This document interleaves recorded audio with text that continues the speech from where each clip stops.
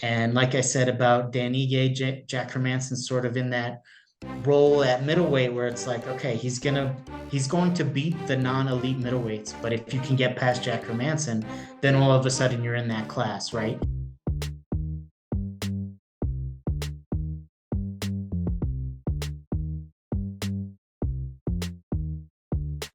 How you doing, fight fans? It's Timmy Shoes with Inside Fighting, and I'm joined once again by our editor-in-chief, Jesse Rowe, to talk some fights. We've got UFC Vegas 86 on the docket. Jesse, how you doing, my man? Doing very well.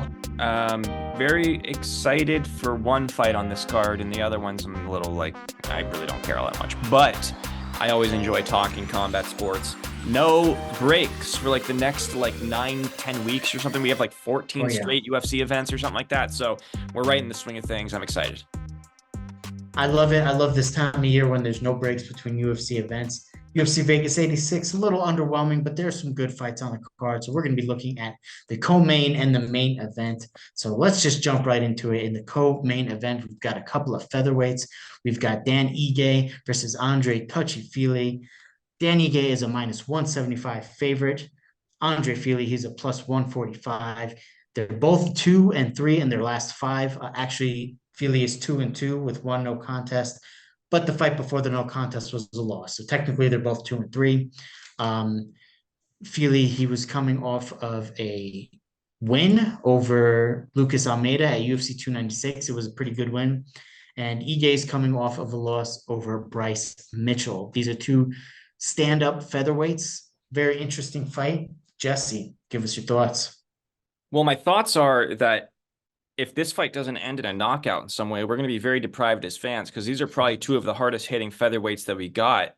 I mean, Danny Ige has a pretty violent knockout recently. It was at the Apex. I forget who it was against, but Damon Jackson, I believe. Yeah, that was Jackson. Yeah, I mean, he just slept him. He was out cold. Really impressive knockout. Yeah. And, Max Holloway talked about, with all the guys never being dropped once in the UFC. Max Holloway says the hardest hitting featherweight he's ever fought was Andre Fili. So, both of these guys can crack. They've got absolute power, which makes sense why the odds are as close as they are. I mean, obviously, Ige is a reasonable favorite.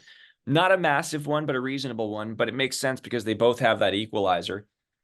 Here's the thing. I just want to throw this out there. Andre Fili cracks, but Dan Ige has never been finished, not by submission and not by knockout. So he is known for having a granite chin, like many Hawaiians.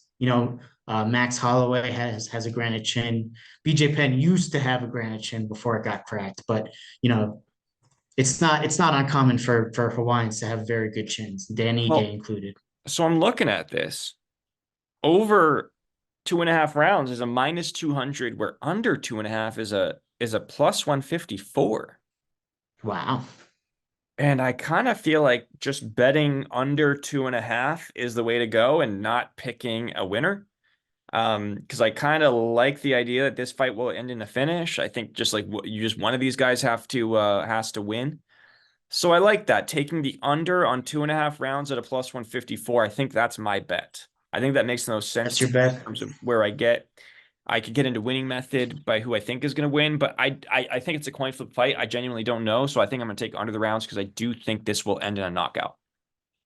If you can parlay the winning rounds, the total rounds with a winner, I would pick Dan Ige and parlay that together because I do think if someone gets knocked out, it's going to be Andre Fili just because Dan Ige has never been knocked out. That's what I'm thinking too.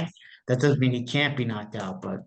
And I am picking Ige to win the more I think about it. So because of that, I would take the under on rounds and Ige to win. I like it. Beautiful. And I like, if I was going to pick a winning method, I think I'd go Ige by decision, which is a plus 165. So you get better odds if you just pick Ige by decision than you would picking Ige on the money line or Ige by KO is plus 250. But I think Andre Fili, I think the fight is very competitive, and I can see the fight going the distance. So if someone gets knocked out, I think it's going to be Andre Fili, but I don't think anyone's going to get knocked out. I think we're going to have a back and forth barn burner, but I think Dan Ige is going to be a little bit sharper. And he's proven, Dan Ige is one of those guys, sort of like Jack Hermansson, who we're going to get to in a little bit, who is, you know, he's the guy that tests featherweights to see if they're ready for the top of the division.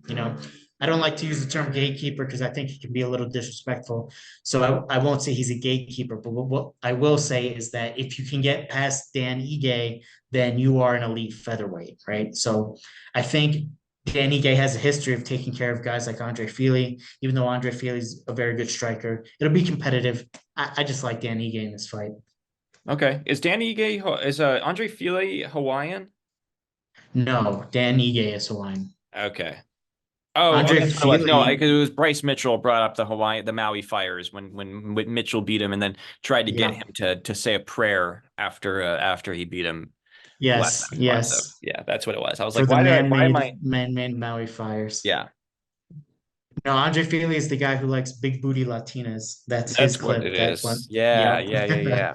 We've seen that clip, right? I'm I not just have, throwing that yeah. out there for no reason. Okay. Well, then I'm So, taking Feely. well, I mean, Yeah, me and Fili are in league with that. So, okay. you married Joe one. Pyfer Joking. Sorry, I shouldn't have versus, said that.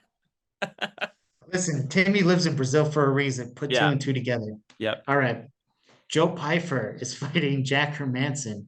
Joe Pyfer is a minus 258. Jack Hermansson is a plus 210. Right, big stakes in a middleweight bout. Joe Pyfer is 5-0 with 5 finishes. In his last 5 fights, he's coming off an arm triangle of Abdul Razak Al Yassin. And Hermansson's kind of in a different, his career is going in a different direction. He's 2-3 in his last 5, and he lost to Roman Dolidze via TKO at UFC Orlando. That was over a year ago. And Roman Dolidze, he just lost to Nasruddin Imavov. So, Jesse, give us your thoughts. This one's kind of easy for me. I feel like Hermansson he's had his moments in the UFC, but the UFC matchmakers have very carefully. Dana White has said Joe Pyfer is like his favorite fighter in the UFC, or one of them. They've carefully plotted out the matchmaking and how they're going to help this guy rise the ranks. I don't see Hermansson having much for Pyfer in this fight. If I'm being honest, I just think that Pyfer is going to get done. And I'm looking at winning method here to win by knock KO, TKO, or DQ. It's just a plus 100, so it's just essentially 50%. You're just like you bet Yep. to win your money back, and I think that's a good bet. I think that's Yeah. fine. I would take that, and so I will be betting on a KO, TKO, and I could get into the rounds, but this is his first 5-round main event, if I'm not mistaken. I don't know for sure if that's true. Is it? It is. It is. Yeah. So I don't know how he's Not going for to do over five Hermansson, rounds. but for Pyfer. Right. I don't know how Pfeiffer's going to do over 5 rounds, but I'll take TKO or KO. I was thinking about going rounds, but I'll just take that as if, bet 100 to win 100. I think is fine. Yep. Absolutely. I think Pyfer by KO at plus 100 is great. It's a great way to recoup your odds. I don't know if you saw the punch thing. He actually broke Francis Ngannou's record Right. for the hardest punch, but then the guys who make the machine were like, "No, the machine was busted." Anyway, I don't think he punches as hard as Francis He does Ngannou, not. but the dude does crack. I mean, he Right. he punches hard.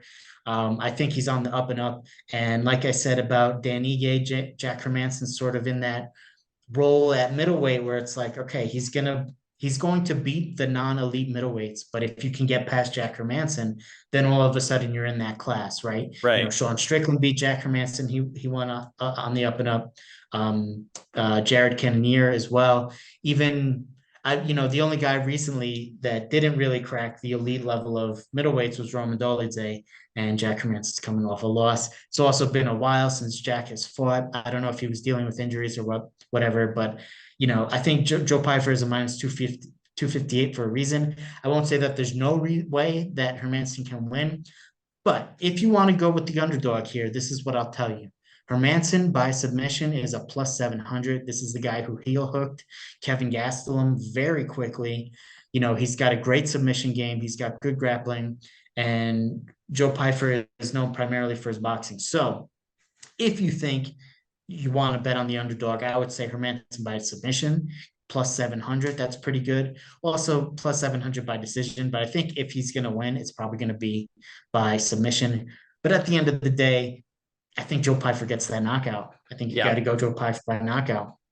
I agree with that. And he also, I don't know if you saw his media day, but he was talking about all the hangers on people in his life that are that they're coming along now to like say, hey, I'm so happy. I always knew you would be great. And he said, he Yeah. told them all, fuck you. And he said into the crowd, he talked about a reporter in the crowd, and he was like, fuck you to that reporter. So he's got a big fuck you attitude this week. And I like it. I think that he's coming into the fight week with the right mindset. I think Jack Hermansson's fucked, if I'm being honest. So that's my pick. Jack Hermansson's fucked.